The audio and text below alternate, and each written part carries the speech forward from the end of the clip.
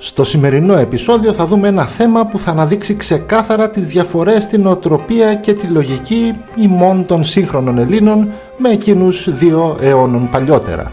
Σε λίγους μήνες θα γιορτάσουμε για μια ακόμη χρονιά την Επανάσταση των Ελλήνων του 1821 και θα θυμηθούμε τη γενναιότητα των προγόνων μας σε πολύ δύσκολους καιρούς. Θα θυμηθούμε τις ηρωικές μάχες, την αυταπάρνηση των αγωνιστών και τις θυσίες των κατοίκων για να συνεισφέρουν με όποιο τρόπο μπορούσαν στο μεγάλο ξεσηκωμό. Θα θυμηθούμε δηλαδή πάνω κάτω αυτά που έχουμε συμφωνήσει ότι είναι καλό να θυμόμαστε. Η αλήθεια όμως είναι πάντα λιγάκι πιο περίπλοκη.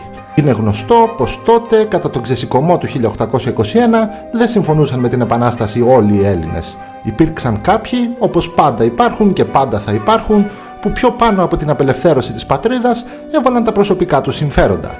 Υπήρξαν άλλοι που κι αυτοί πάντα υπάρχουν και θα υπάρχουν, που λόγω δειλίας θέλησαν να τα έχουν καλά με τον ισχυρό και δεν δίστασαν να συμμαχήσουν με τους Τούρκους. Μια τέτοια ιστορία θα σας πω σήμερα, για έναν πλούσιο Έλληνα που από συμφέρον και δειλία πρόδωσε τα ιδανικά των συμπατριωτών του και η προδοσία του αυτή τιμωρήθηκε από τους ίδιους τους Έλληνες οπλαρχηγούς, τους οποίους τιμούμε κάθε χρόνο. Και τιμωρήθηκε με τον πιο σκληρό και βάναυσο τρόπο. Ο λόγος για τον πρόκριτο της Τριπολιτσάς, Σωτηράκη Κουγιά. Ο Κουγιάς ήταν παιδί πλούσιας οικογένειας της Τριπολιτσάς που ως κοντζαμπάσης της περιοχής απολάμβανε προνόμια από την Οθωμανική διοίκηση. Η είδηση της Επανάστασης λοιπόν διακινδύνευε αυτά τα προνόμια και ο ίδιος ήταν εξ αρχής αντίθετος. Όταν το 1820 ανάμεσα στους χιλιάδες Έλληνες που είχαν ενταχθεί στη φιλική εταιρεία τον πλησίασε ο πρόκριτος της Ανδρίτσενας Παναγιώτης Ζαριφόπουλος με σκοπό να γίνει και αυτός μέλος, ο Κουγιάς αρνήθηκε και μάλιστα οι πληροφορίες αναφέρουν πως εκτός από την άρνησή του προχώρησε και σε μια κανονικότατη προδοσία.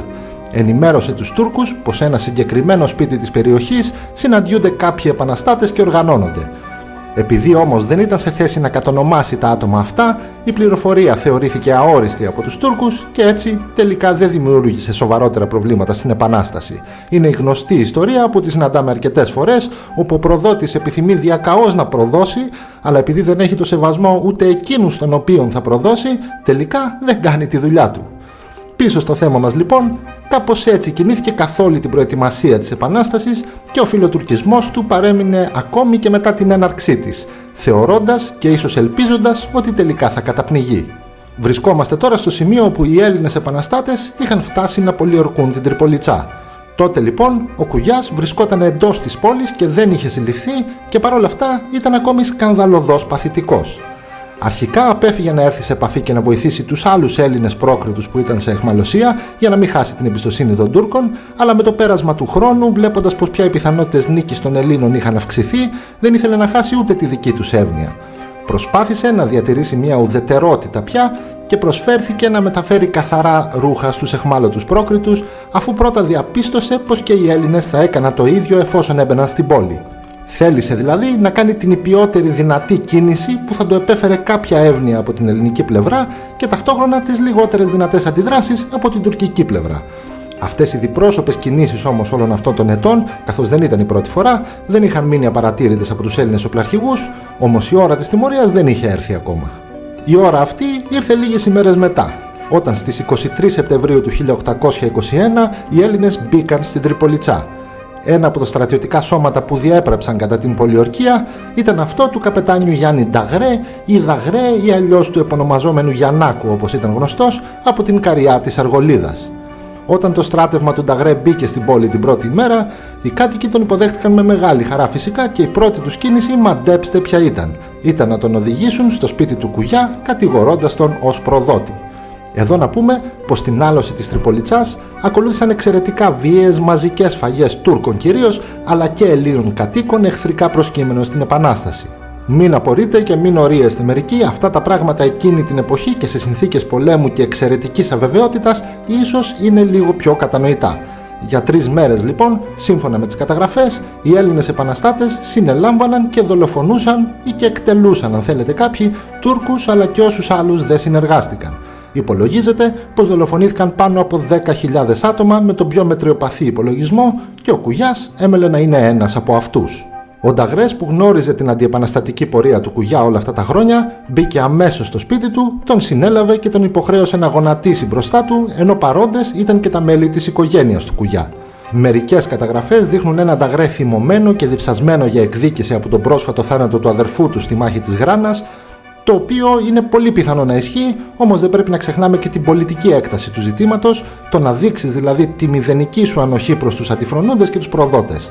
Ξεκίνησε λοιπόν να τον χτυπάει και να τον βασανίζει παρά τις οικεσίες της οικογένειάς του, αλλά και των πολλών χρημάτων που του προσέφεραν για να σταματήσει. Συνέχισε όμως απτόητος και ενώ ο Κουγιάς ήταν αιμόφυρτος, τράβηξε το μαχαίρι του, του έκοψε το αυτί και του το έβαλε στο στόμα, υποχρεώνοντάς τον να το καταπιεί. Η οικογένειά του, βλέποντας την κατάσταση του Κουγιά, έτρεξε να ζητήσει τη συμβολή από την ισχυρή οικογένεια των Δελγιανέων, αλλά ο Νταγρές, γνωρίζοντας πως αυτό θα περιέπλεκε την κατάσταση, τον αποτελείωσε πριν προλάβουν να επέμβουν. Στη σκηνή αυτή, κάποιοι περιγράφουν, κατά τη γνώμη μου μελετώντας τα ιστορικά στοιχεία έχω βάσιμες αμφιβολίες, ότι ήταν παρόν και ο ίδιος ο Κολοκοτρώνης. Αναφέρουν μάλιστα πως συμφώνησε σε αυτά τα βασανιστήρια, ενώ άλλοι υποστηρίζουν ότι ήταν αυτός που τελικά τον σκότωσε για να τον απαλλάξει από το μαρτύριο. Ξέρετε, μερικές φορές σε αυτά τα πράγματα, με το πέρασμα των ετών, ο λαός για να δικαιολογήσει κάποιες πράξεις οι οποίες έγιναν αργότερα και έκαναν κάποιους έτσι λίγο διστακτικούς ή σκεπτικούς, πολλές φορές κάνει κάποιο είδους επίκληση στην αυθεντία, ας πούμε, ώστε να αμβλύνει λίγο τις γωνίες και η ιστορία να ακούγεται λίγο πιο δικαιολογημένη. Ο Κολοκοτρώνης λοιπόν, ο σύμβολο της αρετής και της σοφίας, ο γέρος του Μοριά λέμε, αν ήταν παρόν στο σκηνικό όσο απομηχανής θεός της αρχαιότητας, θα έδινε ταυτόχρονα κύρος στις επιλογές του Νταγρέ και θα δυσκόλευε, όπως και να το κάνουμε, τον οποιοδήποτε στο μέλλον θα ήθελε να κριτικάρει τα όσα συνέβησαν εκεί. Νομίζω πως στην προκειμένη περίπτωση έγινε κάτι τέτοιο. Όπως και να έχει, η αλήθεια γύρω από το ποιος ήταν εκείνος που σκότωσε τον Κουγιά δεν είναι και το πιο εύκολο να εξακριβωθεί όταν μπαίνουν στη μέση και λαϊκοί θρύλοι, όμως έχει μικρή σημασία καθώς ο προδότης πρόκριτος ήταν πια νεκρός. Ένας συντοπίτης του Κουγιά από την άλλη, ο συγγραφέας και πολιτικός Νικόλαος Πηλιάδης, υποστήριξε πως ο πρόκριτος ουδέποτε υπήρξε προδότης, αλλά φάνηκε άνανδρος στην κρίσιμη στιγμή, προτιμώντας να συνταχθεί με τους κατακτητές επειδή δυσπιστούσε με την επιτυχία της Επανάστασης. Σίγουρα αυτός ο ισχυρισμός έχει κάποια σημασία στο πώς θα χαρακτηρίσουμε τελικά τις προθέσεις του Κουγιά, όμως όπως και να έχει, όταν η πλειονότητα των ανθρώπων της τάξεώς του διακινδύνευσαν τη ζωή και την περιουσία τους για την επιτυχία του αγώνα, μια τέτοια άνανδρη στάση έτσι κι αλλιώς δεν θα συγχωρούνταν από τους μεγάλους Έλληνες οπλαρχηγούς. Από ένα σημείο και μετά άλλωστε, οι προθέσεις έχουν κάποιο βάρος, οι πράξεις όμως είναι αυτές που τελικά γράφονται στην ιστορία.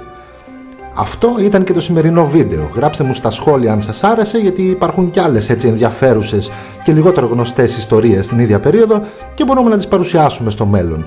Μην ξεχνάτε και τα social media του καναλιού όσοι θέλετε να έρθουμε λιγάκι πιο κοντά και με την ευκαιρία να σας πω ότι πλέον είναι διαθέσιμο και το κατάστημα του καναλιού, όπου μπορείτε να βρείτε μερικά ωραία αντικείμενα και δωράκια, πάντα με μια ιστορική πινελιά για τους λίγους και έτσι να στηρίζετε και τη δουλειά που κάνουμε όλον αυτόν τον καιρό.